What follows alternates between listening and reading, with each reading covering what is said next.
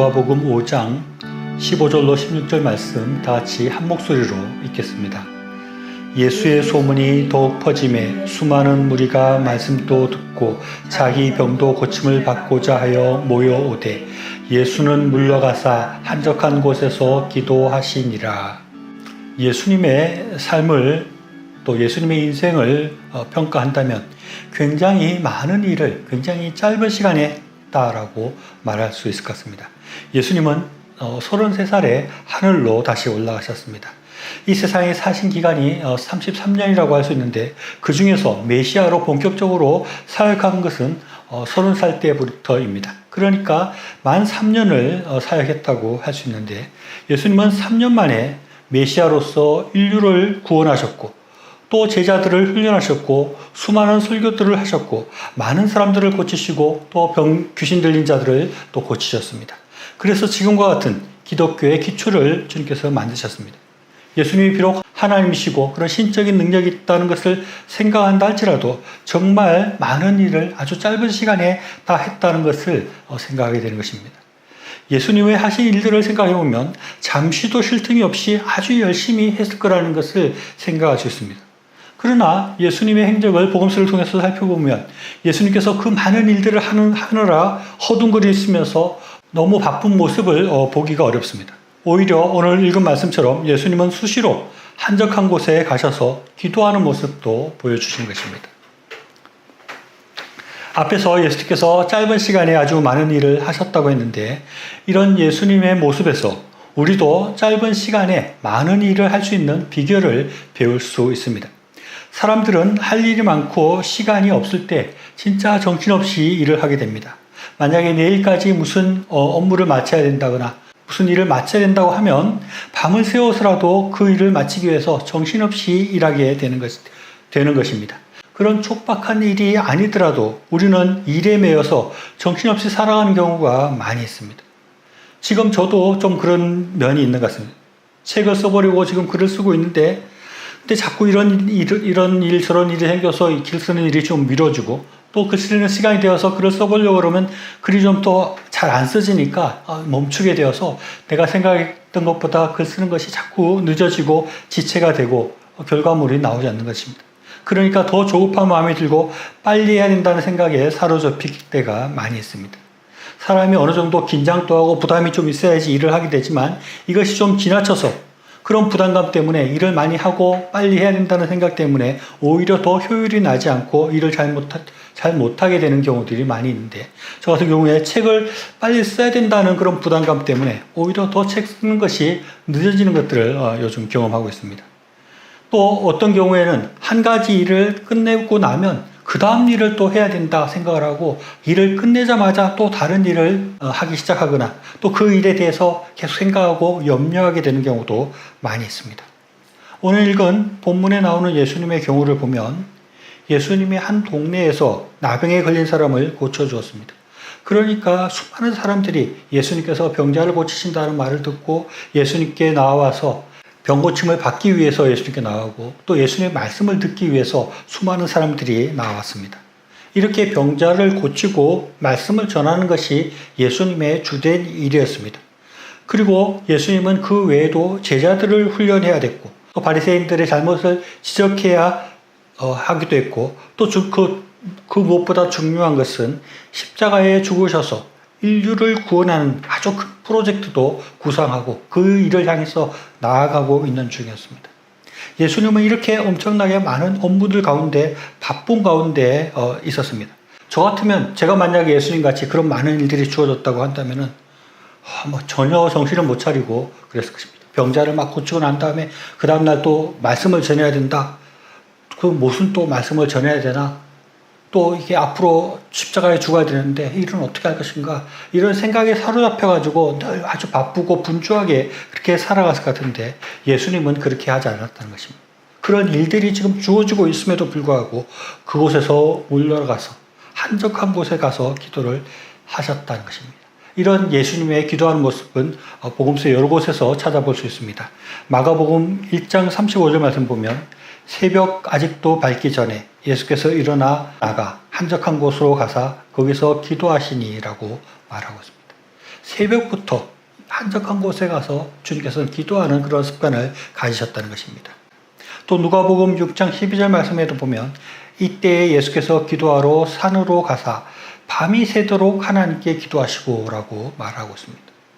예수님께서 기도하러 잠시 산에 갔다가 내려오는 것이 아니라 밤이 새도록 기도하셨다라고 말하고 있습니다. 그렇게 밤이 새도록 기도하고 난 그 아침에 예수님께서는 12제자를 세우는 일을 하셨습니다.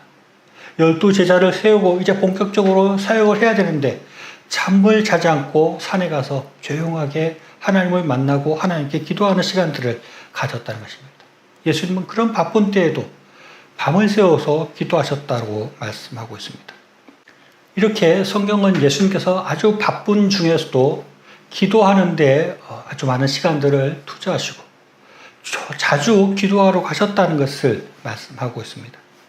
예수님께서 어떻게 이렇게 바쁜 일과 중에 한적한 곳에 가서 기도할 수 있을까? 또는 이렇게 한가한 시간들을 가지면서 그렇게 짧은 시간 동안 그렇게 큰 일들을 할 수 있을까 하는 의아한 생각들이 들 수 있지만 이것은 오히려 그렇게 했기 때문에 주님께서 그 짧은 시간에 큰 일을 할 수 있다라고 생각할 수 있습니다. 오늘 본문의 말씀을 다시 한번 읽어보면 마태복음 5장 15절로 16절입니다.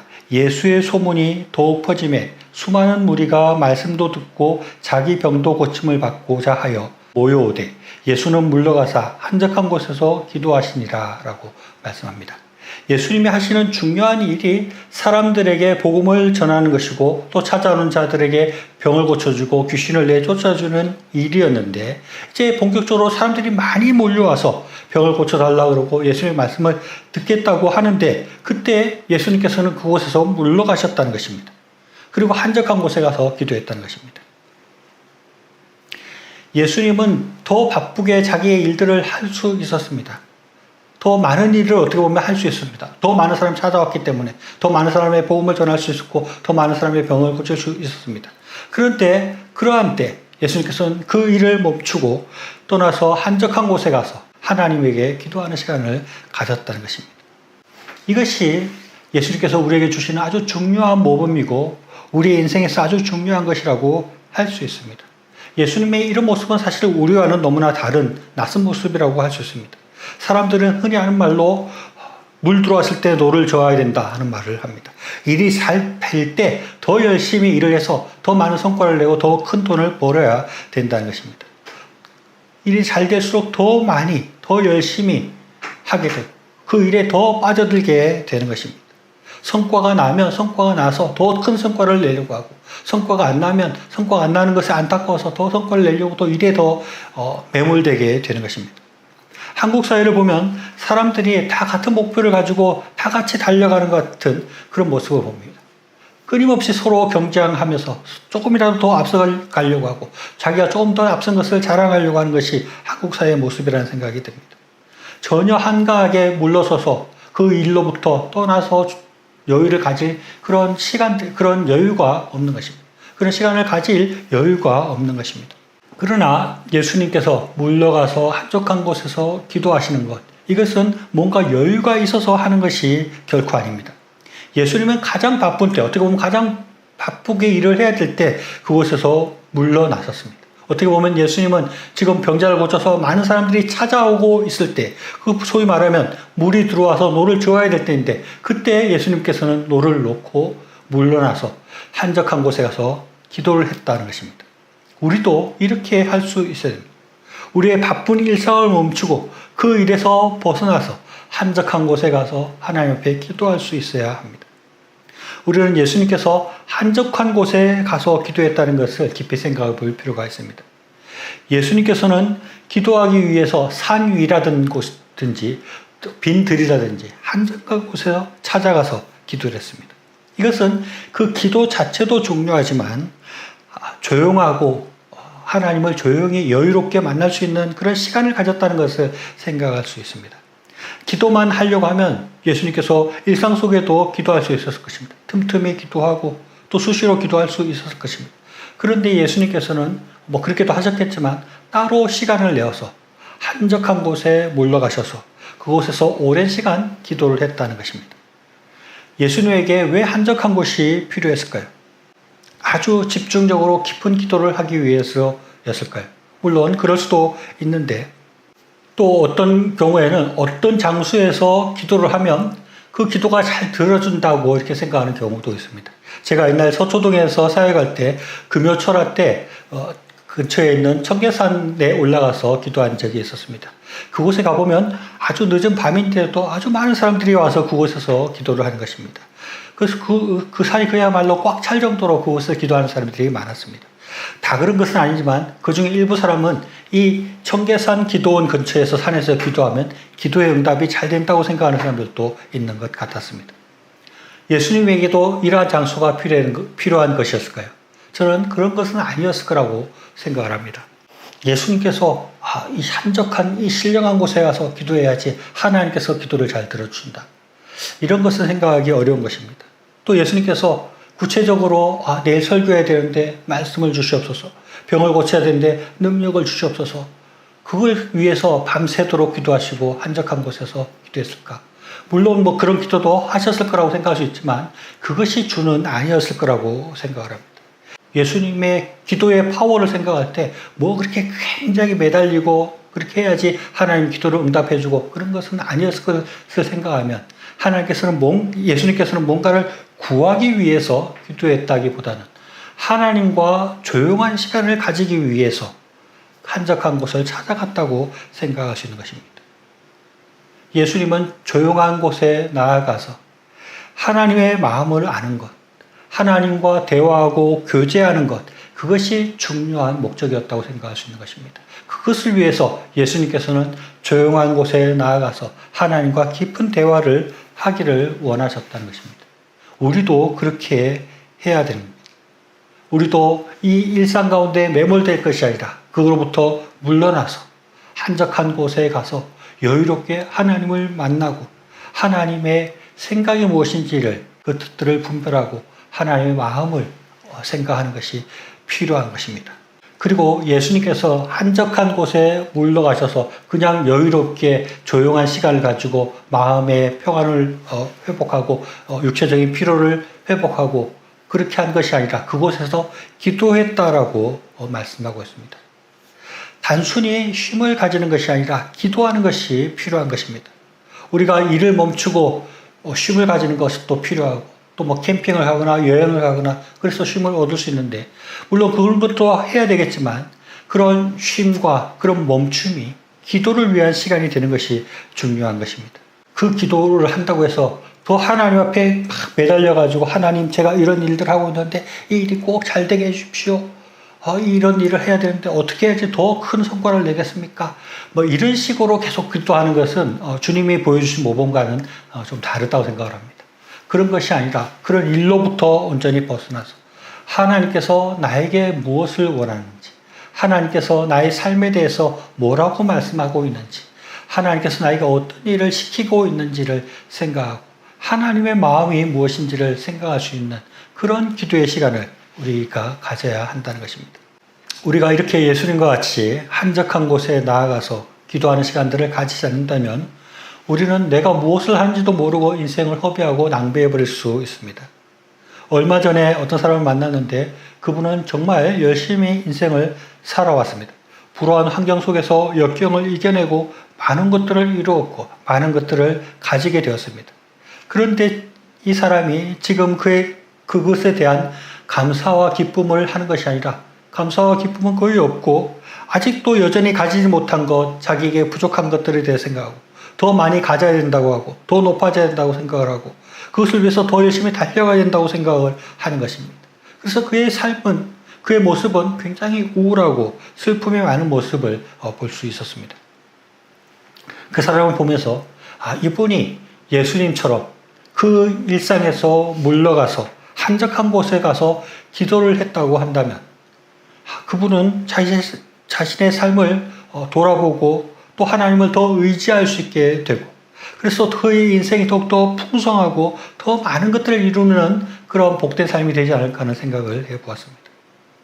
어떤 아메리카 인디안이 백인과 함께 급한 일이 있어서 아주 빠른 속도로 말을 달리다가 갑자기 그 인디안이 멈추어 선 것입니다. 그러면서 뒤를 돌아보고 있었습니다. 같이 발을 달리던 베개에 물었습니다. 지금 왜 멈췄습니까? 왜 뒤를 돌아보고 있나요? 라고 물으니까 그 인디언이 하는 말이 내가 너무 빨리 달려서 나의 영혼이 따라오기를 기다립니다. 라고 말을 했다는 것입니다. 어떻게 보면 굉장히 바보 같은 소리이지만 참된 지혜를 담고 있는 말이라고도 할 수 있습니다. 우리는 진짜 우리 영혼이 따라오지 못할 정도로 무작정 빨리 달려가서는 안 되는 것입니다. 그러면 진짜 영혼이 없는 삶을 살아가게 되는 것입니다. 그리고 이 현대를 살아가는 많은 사람들이 그렇게 영혼 없이, 목적 없이, 의미 없이 그렇게 달려가고만 있는 그런 삶을 살고 있는 모습들을 우리가 쉽게 볼 수 있는 것입니다. 예수님은 많은 사람들이 지금 예수님을 찾아와서 예수님께서 몫을 해 주시기를 원했으나 그리고 그 일은 원래 예수님이 하시는 일이고 해야 될 일이고 예수님의 본업이라고 할 수 있지만 그럼에도 불구하고 예수님께서는 그것에서 물러나시는 것입니다. 그 일에서도 물러나셔서 한적한 곳에 찾아가서 기도하고 기도하셨다는 것입니다. 그래서 예수님께서는 그 짧은 시간에 그 큰 사역들을 이루어낼 수 있었다고 생각할 수 있습니다. 우리 역시 우리가 더 잘 살고 더 많은 것들을 이루며 살기를 원한다면 예수님처럼 물러날 수 있어야 됩니다. 그리고 한적한 곳에 가서 기도할 수 있어야 합니다. 오늘 말씀에서 두 가지 교훈을 우리에게 주고 있습니다. 하나는 우리의 삶을 멈추어서 한적한 곳에 가서 하나님을 만나야 된다 하는 것입니다. 그리고 기도해야 한다는 것입니다. 우리의 삶 가운데 너무 일이 바쁠 때 또는 일이 잘 안 될 때 그럴 때 우리는 좀 물러날 필요가 있는 것입니다. 그리고 조용한 시간을 가지고 하나님을 충분히 만날 수 있는 그런 여유로운 시간을 가지고 하나님을 생각하고 하나님께서 나에게 무엇을 해라고 하시는지 하나님께서 나의 삶을 어떻게 보고 있는지 하나님의 뜻이 무엇인지를 생각하는 그런 기도의 시간을 가져서 우리도 더욱더 풍성하고 더 많은 것들을 하나님 앞에 올려드릴 수 있는 그런 저희들의 삶이 될 수 있기를 바랍니다.